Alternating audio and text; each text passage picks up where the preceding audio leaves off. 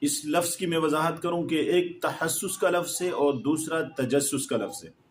تحسس اور تجسس دونوں کا مطلب یہ ہوتا ہے کہ کسی کے بارے میں خبر حاصل کرنا، کسی بھی طریقے سے کوشش کر کے کسی کے بارے میں خبریں معلوم کرنا کہ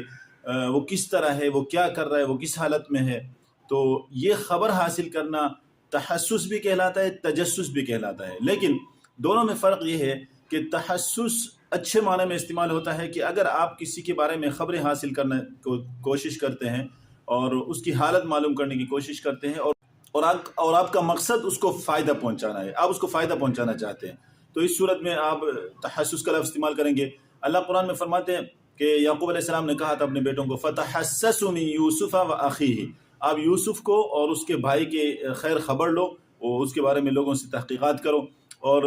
تجسس کا لفظ جو استعمال ہوا ہے وہ کسی کو نقصان پہنچانے کے لیے آپ اگر اس کی جاسوسی کرتے ہیں تو یہ تجسس کہلاتا ہے۔ اللہ فرماتے ہیں وَلَا تَجَسَّسُوا وَلَا يَغْتَب بَعْضُكُم بَعْضًا، ایک دوسرے کی جاسوسی نہ کرو، ایک دوسرے کو جو ہے اس کی ایک دوسرے کی غیبت نہ کرو۔